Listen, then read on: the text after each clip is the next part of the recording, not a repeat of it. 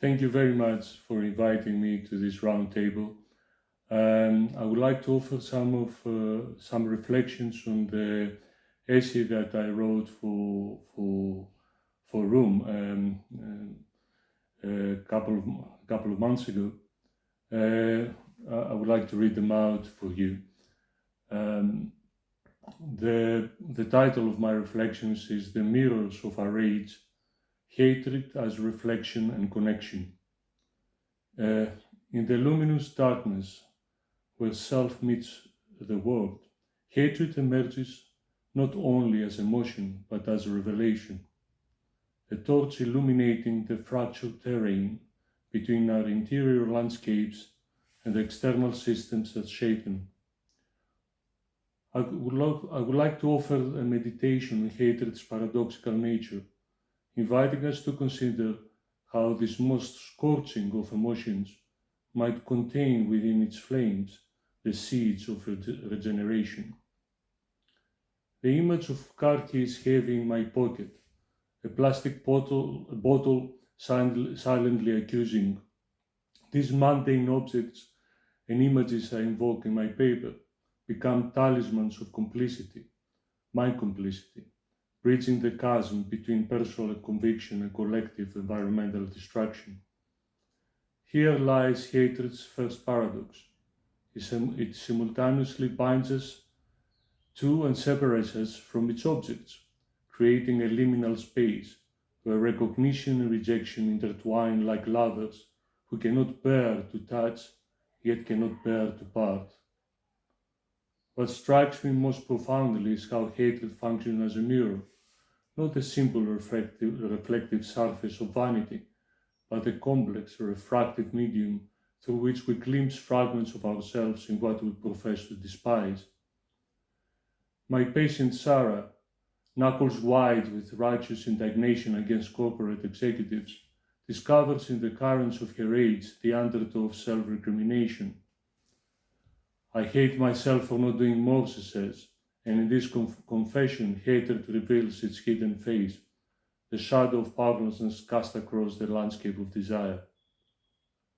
This mirroring quality of hatred extends beyond the consulting room into the broader psychic architecture of our collective moment.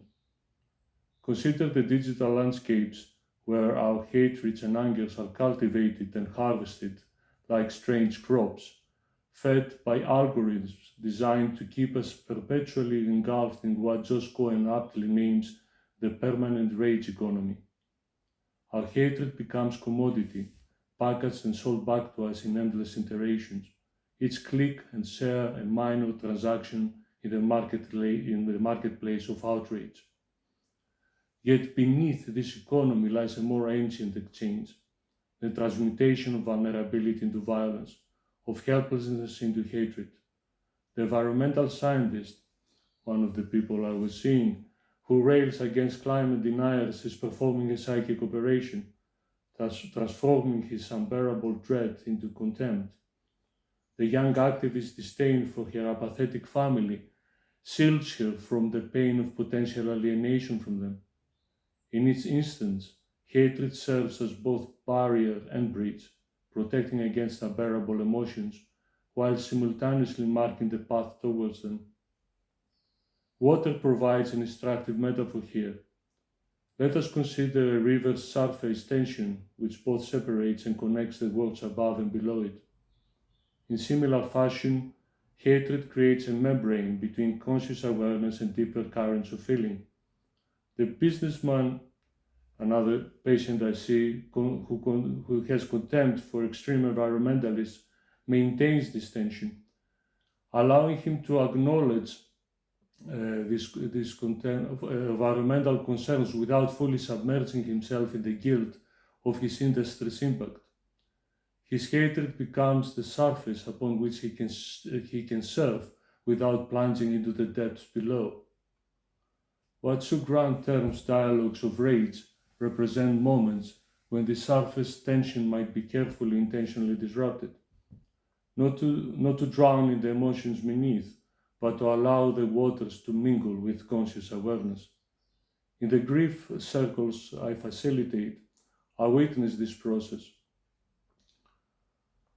The corporate lawyer whose hatred of former colleagues gradually reveals layers of shame and loss.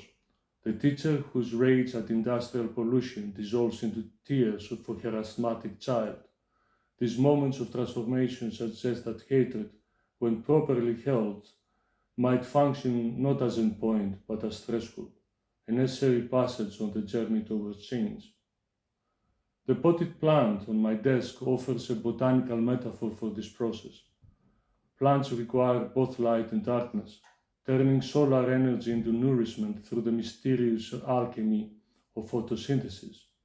Perhaps hatred operates through a similar transmutation, converting the raw energy of rage into the sustenance of meaning, connection, and action.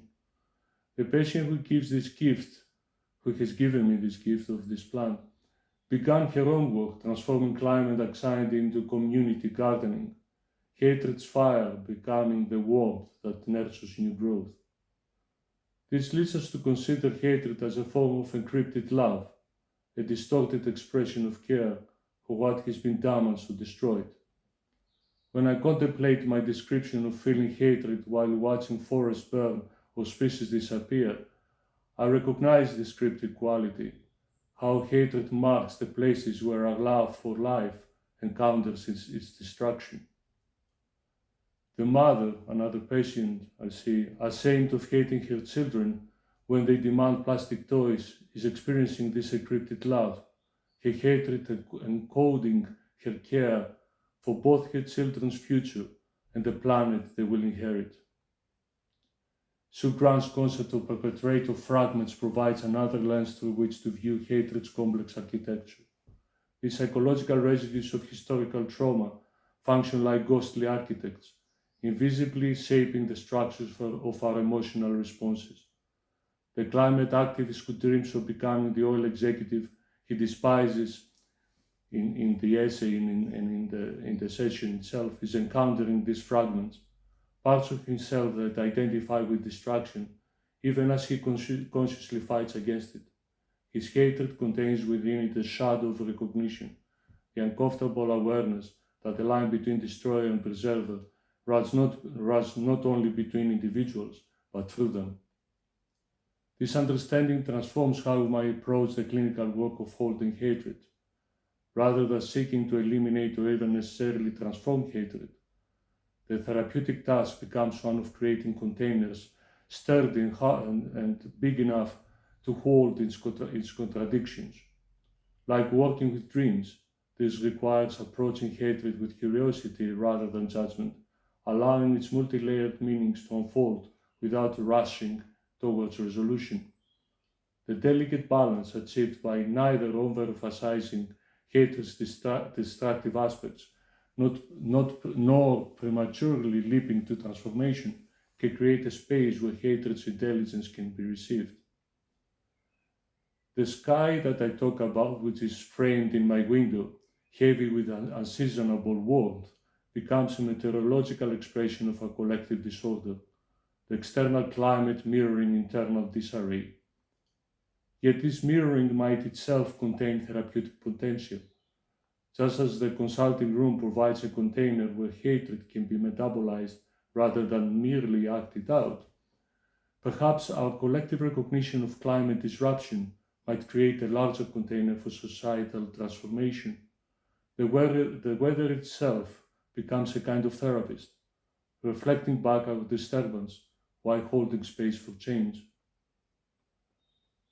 The grief circles I describe suggest one form such a container might take, spaces where hatred can be witnessed without either suppression or acting out. In these circles, participants discover the multiple layers of the rage, the former lawyer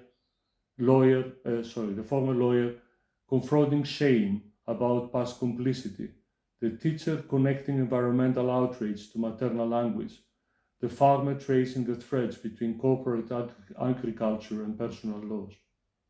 Through this collective holding, hatred begins to reveal its hidden dimensions, the vulnerability and connection beneath the burning surface. What emerges from my exploration is not a rejection of hatred, but an invitation to encounter it more fully, to recognize its protective functions while also allowing it to guide us towards deeper recognition.